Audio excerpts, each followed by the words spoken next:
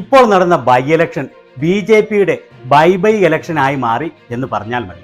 ഗുജറാത്തിലെ രാഹുൽ ഗാന്ധിയുടെ സന്ദർശനത്തിന്റെ വീഡിയോയിൽ ഞാൻ പറഞ്ഞിരുന്നു, ഇനി നോർത്ത് ഇന്ത്യൻ സംസ്ഥാനങ്ങളിൽ നടക്കുന്ന ഓരോ തെരഞ്ഞെടുപ്പുകളിലായി ഓരോ സംസ്ഥാനങ്ങളിൽ നിന്നും BJP തൂത്തെറിയപ്പെടും എന്ന്.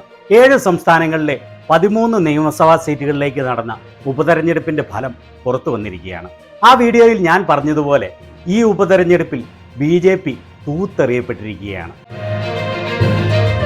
ഹിമാചൽ പ്രദേശിലെ 3, ബീഹാറിലെ 1, ഉത്തരാഖണ്ഡിലെ 2, മധ്യപ്രദേശിലെ 1, പഞ്ചാബിലെ 1, തമിഴ്നാട്ടിലെ 1, വെസ്റ്റ് ബംഗാളിലെ 4 എന്നിങ്ങനെ സീറ്റുകളിലേക്കാണ് ഉപതെരഞ്ഞെടുപ്പ് നടന്നത്.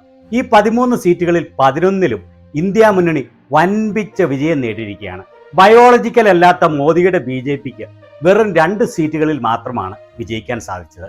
BJP വിജയിച്ച 2 സീറ്റുകളിലും വളരെ ചെറിയ ഭൂരിപക്ഷത്തിന് കഷ്ടിച്ച് കടന്നുകൂടുകയായിരുന്നു. അതായത് BJP ഏതാണ്ട് UJP ആയി പോയേനെ എന്നർത്ഥം. ഹിമാചൽ പ്രദേശിലെ ഹമീർപൂരിൽ 1571 വോട്ടിനും മധ്യപ്രദേശിലെ അമരവാറയിൽ 3027 വോട്ടിനുമാണ് BJP കടന്നുകൂടിയത്. ഹിമാചൽ പ്രദേശിലെ തെരഞ്ഞെടുപ്പ് നടന്ന 3 സീറ്റുകളും BJPയുടെ സിറ്റിംഗ് സീറ്റുകളായിരുന്നു. അവിടെ കോൺഗ്രസിനെ സപ്പോർട്ട് ചെയ്തിരുന്ന 3 സ്വതന്ത്രർ രാജിവെച്ച് BJPയിൽ ചേർന്നതിനെ തുടർന്നാണ് ഉപതെരഞ്ഞെടുപ്പ് നടന്നത്.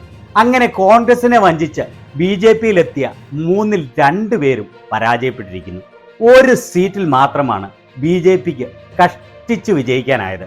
അതേപോലെ തന്നെ കോൺഗ്രസിനെ വഞ്ചിച്ച് 6 പേർ BJP പക്ഷത്തേക്ക് ചേക്കേറിയതിനെ തുടർന്ന് കഴിഞ്ഞ ലോക്സഭാ തെരഞ്ഞെടുപ്പിനൊപ്പം നടന്ന നിയമസഭാ ഉപതെരഞ്ഞെടുപ്പിൽ 6ൽ 4 സീറ്റും കോൺഗ്രസ് പിടിച്ചെടുക്കുകയും ചെയ്തിരുന്നു. അങ്ങനെ ഇപ്പോൾ ഹിമാചൽ പ്രദേശിൽ കോൺഗ്രസ് കഴിഞ്ഞ നിയമസഭാ തെരഞ്ഞെടുപ്പിൽ കിട്ടിയ 40 സീറ്റിനൊപ്പം വീണ്ടും എത്തിയിരിക്കുകയാണ്. ബീഹാറിലെ രൂപാലിയിൽ കഴിഞ്ഞ തിരഞ്ഞെടുപ്പിൽ 20,000-ലധികം വോട്ടിന് വിജയിച്ച NDA ഇപ്രാവശ്യം 10,000-ഓളം വോട്ടുകൾക്ക് കോൺഗ്രസ് സ്വതന്ത്രനോട് പരാജയപ്പെട്ടിരിക്കുകയാണ്.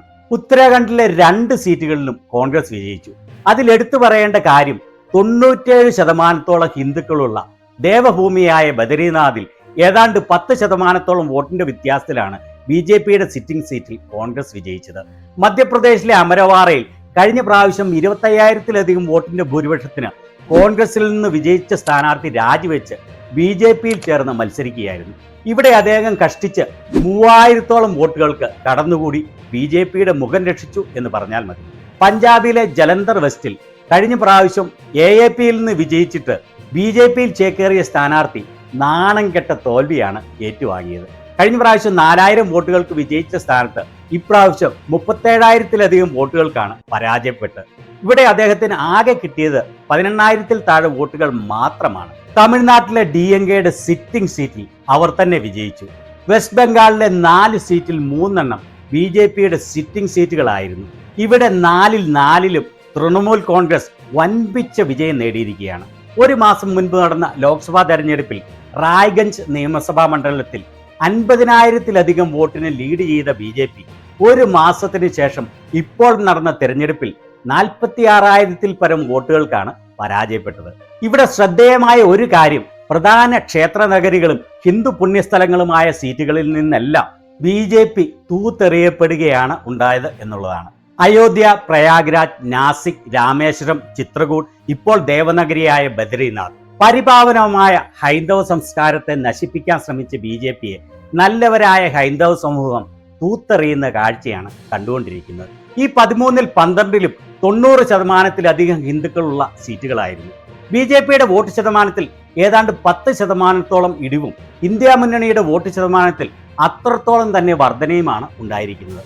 അതേപോലെ തന്നെ കോൺഗ്രസിന്റെ വോട്ട് ശതമാനത്തിലും വലിയ വർധനയാണ് ഉണ്ടായിട്ടുള്ളത്. പശ്ചിമ ബംഗാളിൽ പോലും കോൺഗ്രസിന്റെ വോട്ട് ശതമാനം ഇരട്ടിയായിരിക്കുകയാണ് ഈ ഉപതെരഞ്ഞെടുപ്പിൽ. ഞാൻ ഈ പറയുന്ന വാക്കുകൾ കുറിച്ചു വെച്ചോളൂ.